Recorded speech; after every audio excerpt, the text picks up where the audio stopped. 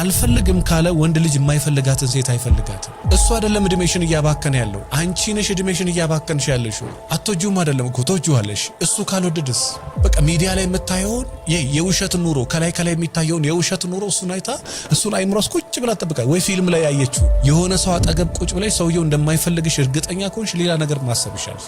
ዝም ብላ ቁጭ ብላ በጠበቀች ቁጥር እድሜዋንም ጊዜዋንም ጉልበቷን አትጠብቅ አይደለም። በየጫካ በየሆስፒታል በየፔንሲዮን በዛ በዚህ ክብሯን የምትጠብቅ ሴት ብትሆን ትወደዳለች። ትጠብቀዋለች አይመጣም፣ ትጠብቀዋለች አይመጣም። ትላንትና የጠየቋት ወንዶች አግብተው ወልደዋል። ሰላም ጤና ይስጥልን፣ እንዴት አላችሁ? በተለይ ሴቶች ከሆናችሁ ይሄን ቪዲዮ እስከ መጨረሻው ድረስ ከተከታተላችሁ ምናልባት አንድ ነገር ወይ ደግሞ አንድ አመት ከህይወታችሁ ወደፊት ቀደም ትላላችሁ። ነገን ከማባከን ራሳችሁን ዛሬ ላይ በደንብ በአግባቡና በጥበብ መጠቀም ትችላላችሁ። ነገን ከማባከን ራሳችሁን ተጠብቃላችሁ። በጣም ብዙ ዛሬ 50 ቤት የገቡ 60 ቤት የገቡ 40 ቤት የገቡ 30 ቤት የገቡ እድሜያቸውን ትላንትና በማወቅም ባለማወቅም በማባከናቸው ዛሬ የሚያለቅሱ ሴቶች ያሉ፣ የሚያለቅሱ ወንዶች አሉ። እዚህ ምድር ላይ ያለን አንድ ትልቅ ሀብት ቢኖር ጊዜ ነው። ጊዜ ከባከነ ህይወት ባከነ ነው። ምክንያቱም ጊዜ ገንዘብ፣ ጊዜ ወርቅ ሳይሆን ጊዜ ህይወት ስለሆነ ከሴት ልጅ ህይወት የሚባከነው እያንዳንዷ ሰከንድ ጊዜ ሳይሆን ህይወት ነው የሚባከነው። በተለይ ሴት ልጅ ከወንድ ልጅ ጋር ራሷን ማወዳደር የለባትም።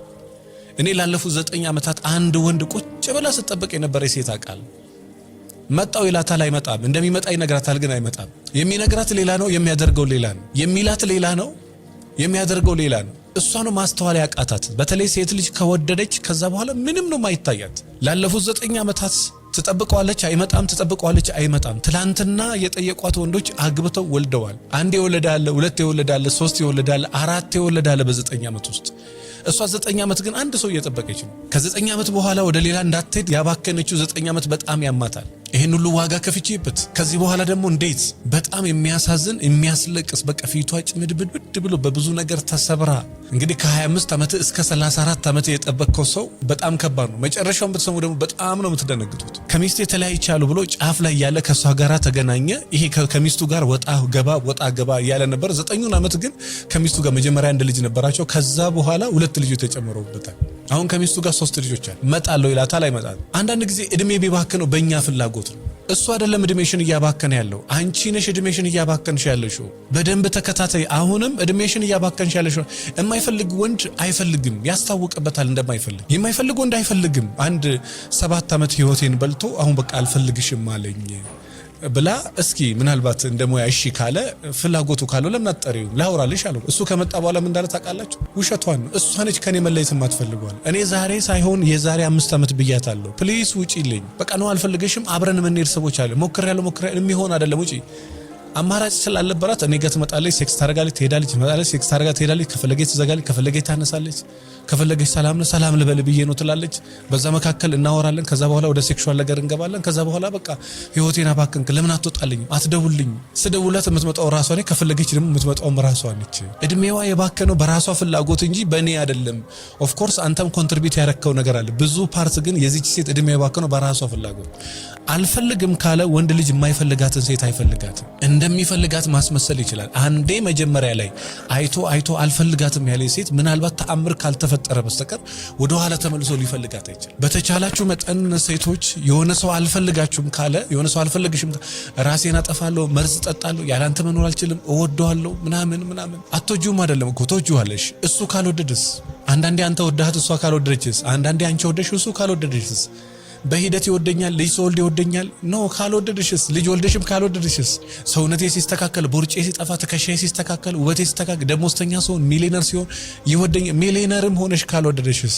ገንዘቧ ተሻሽሎ ያልወደዳት ሰው እናውቃለን። በቃ እኔ መኪናውን ስቀይር ትወደኛለች ብዬ ነው። መኪናውን ቀየረ፣ ግን አልወደደችውም። ሶቅራጥስ በጣም ታውቁታላችሁ ብዬ አስባለሁ። በጣም ትልቅ መላጣ ጭንቅላትን ትንሽ ፊት ያለው የሚያስቅ አይነት ፍጡር ሰው ነው። የሚታወሰው በውበቱ አይደለም፣ በብልሃቱ፣ በጭንቅላቱ፣ በእውቀቱ ነው። ዛሬ ድረስ ወዶ ዓለም ያስታውሰው ሶቅራጥስ። በሀገራችን ወይ መልክ ይኑር ወይ ገንዘብ ይኑር ወይ ምላስ ይኑር ይባላል። ሁሉንም ከሌለ ሊወድ የሚችለው እግዚአብሔር ብቻ እና እናትክ ሰው አንተን ለመውደድ አንተ ጋር ነገር ማየት አለበት። ሴት ልጅ ከሆንሽ ሊወደዱ የሚችሉ ካራክተሮች ይኑሩሽ። ማንም ሰው የሚወደውን ካራክተር ከሴት ሴትነቷ ይወደዳል። በየጫካ በየሆስፒታል በየፔንሲዮን በዚህ ክብሯን የምትጠብቅ ሴት ብትሆን ትወደዳለች። ሽማግሌ አይቶ ለእንትናት። በነገራችን ላይ ከዛሬ 100 ዓመት ከ50 ዓመት በፊት የነበረ አንዳንድ ታሪክ ልንገራችሁ። ሽማግሌ በግራና በቀኝ ተሰብስበው ሴት ልጅ ልጃገረዷ ወደ ቤት ትግባ ይባላል። ትንሽ የሆነች እንጨት አርጩሜ ነገር መሬት አስቀምጡ። እሱን ተራምዳ ከገባች ስነ ስርዓት የላትም ለልጃችን አትሆንም ተብሎ ጥለዋት ይኬዳሉ። ለምን? የሴትነት ባህሪ የላትም ተብሎ። በድሮ ዘመን ደግሞ ከነክብሯ የሌለችን ሴት ወይ ደግሞ ከነክብሯ ያለች ሴት ለጫጉላ ቤት ይገቡና ቤተሰብ በዚህ በኩል በዛ በኩል ቤቱን ሞርቶ ድንኳኑን ሞርቶ ቁጭ ብሎ ይጠብቃል። ማንን? የሷን ድንግልና ካላት ሚዜ መጥቶ ያሳውቃል። እየተጨፈረ እልል እየተባለ በቤተሰቧ ዘንድ እየተከበረች እየነገሰች ታድራለች። ከዛ በኋላ እስከ ለተሞቷ ከባለቤቷ ጋር ተጣብቃ በታማኝነት በቅንነት በደስታ ትኖራለች ንግስት እየተባለች። ክብሯ ከሌለስ በየቦታው በየጫካው ድንግልናን ያስወሰደች ክብሯን የሌላ ሴት ያልጠበቀች ሴት ሆነችስ በመጫኛ ታስራ ትቀጠቀጣለች። ዛሬ በመጫኛ አይደለም ዛሬ ጥቂት ልጅ እንኳን ማስወረድ ላይ የሌሉ ሰዎች ጥቂት ሰው ነው ፈልገህ የምታውቀው ከሴትም ከወንድም። ሁላችንም ኃጢአተኞች ነን። እናንተና ንጹህ ናችሁ እናንተ ነው እኔም በአቅሜ በጣም ብዙ ጉድ። ሁሉም ሰው የራሱ እንከን አለበት። ነገር ግን ክብር አለ ወይ? ክብርን መጠበቅ ትልቅ ክብር አለው። ይሄንን ነገር ዛሬ ከሰማች ሴት ልጅ ዛሬ ክብሯን መጨበቅ አትቆምም። ባለችበት ቦታ እያወራች በሴክስ አትቆም። የቆመ ወይ የተቀመጠ ሰው ባለበት ቦታ እየበሰበሰ ይሄዳል።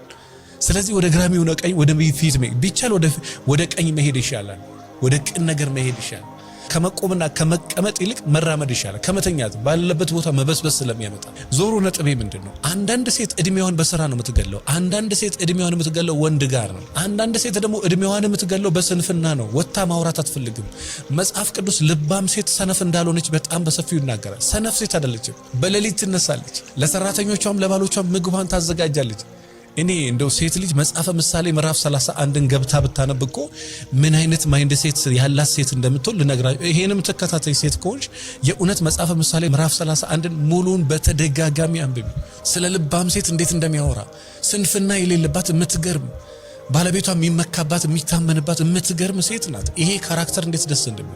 ሰነፍ አይደለችም። በማልዳ ትነሳለች ይላታል መጽሐፍ ቅዱስ።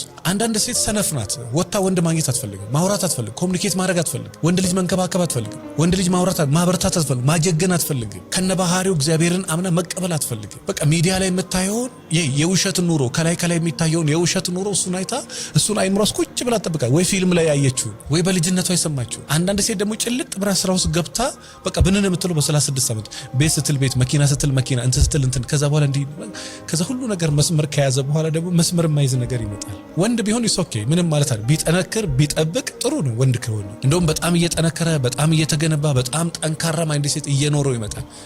ሴቷ ግን ዝም ብላ ቁጭ ብላ በጠበቀች ቁጥር እድሜዋንም ጊዜዋንም ጉልበቷን አትጠብቅ አይደለም። ነገር ግን ጊዜዋንና ጉልበቷን በጥበብ ትጠቀም ለማለት ነው። ሌላ በደንብ እንድታስተውሉ ፈልጎ ነገር ሴቶች ካላችሁ ይሄን ቪዲዮ የምትሰሙት አልፈልግሽም ካለ ወይ ደግሞ አለመፈለጉን ትንሽ እንኳን እርግጠኛ ከሆንሽበት ወደ ኋላ ተመለሽ። አንዴ ሁለቴ ሶስቴ ደግሞ ከጎዳሽና ከሰበርሽ ያ ሰው የሚሆንሽ ሰው አይደል። ወደ ኋላ ከፍቅሩ ጋር መታገል ይሻላል። በቃ እሱን ከመርሳት ጋር መታገል ይሻላል። ዛሬ ከጀመርሽው የዛሬ ወር እሱን ትረሺዋለሽ። 3 ወር ዝም ይላታል። በአራተኛው ወር ይደውላታል። ተመልሳ እዛው ቁጭ 1 አመት ይዘጋታል። ከአመት በኋላ ይመለሳል። ከዛው ቦታ ላይ ይጀምራሉ። ድጋሚ ሰብራት ደግሞ ይሄዳል። እኔ በጣም በተደጋጋሚ የምነግራችሁን አንድ ሴት አለች። ተይ ድጋሚ አትግቢ ይስተካከል ችግር ስላት በቃ ወደዋለሁ ምን አባቴ ላድርጋለሁ። ቆየች እንደምንም 1 ወር አልመጣም። መጥቶ ይቅርታ ጠፍጥፎ ቀጥቅጦ መጥቶ ስለቃሉ በጣም ይቅርታ መጥቷት ነው ወደ እናቷ ቤት ይሸኛት። መጥቶ ሰድቦ ቺት አድርጎ አዋርዶን ወደ ቤቷ ይሸኛል። ተረጋጊ እስኪ ምናልባት እሱ ራሱ ችግሩን በትክክል ያስተውለው። ትወጣለች ትገባለች። ከዛ ወር ቆየች። እንደው አሁንም ተረጋጋች። 3 ወር ሲሞላ እሱ ቤት ድረስ መጣና ይቅርታ ጠየቃት። በረንዳ ላይ አካባቢ ነው። ቤተሰቦቿ ምሳ እየበሉ ወጣ። እማየቻው አላለችም። በህይወት ዘመኑ ይቅርታ ጠይቆ ማያቅ ሰው ነው የዛ ቀን ነው ይቅርታ ይጠይቀው። አልቅሶ ማያቅ ሰው ይዛል። ቤቴን ራሴ የበጠበጥኩት ይቅርታ አድርግልኝ አለ። ተረጋግታው እንኳን ድጋሚ ማስተዋል ፈልጋለሁ አላለችም። ብን ብላ ተመልሳ እሱ ቤት ገባች። በወሩ ከበፊቱ የባሰ ጉዳት አድርሶባት ነው መልሶ ይለቀቃት። ኖ ብላ ቆማ ቢሆንስ ትልቅ ሰው አስገብታ ቢሆንስ የመጨረሻ ድል ነው ብላ ቢሆንስ በታሪክ በየቀኑ እየሰበረሽ እየጎዳሽ እያወቅሽው መቀጠል ትፈልጊ። ለምን እሱን ማጣት አትፈልጊ? እሱን መርሳት አትፈልጊ? ለምን ተወጂዋለሽ? እሱ ማጣት ከባድ ስሜት ነው። ይሄን ስሜት ብትጋፈጩ ይሻልሻል። እድሜ ከሚባክን ጉልበት ከሚባክን ኢነርጂ ከሆነ ወንድ ጋር ያለች ሴት ደግሞ እንትን ውስጥ እንዳለች ሴት ነች። ሌላ ወንድ ላይ አያታች። ለምን አይምሮዋ ዝግ ነው። ኦሬዲ አጠገባ ወንድ አለ። ወንድ ደግሞ አጠገባ ወንድ ያለን ሰው ይፈራል።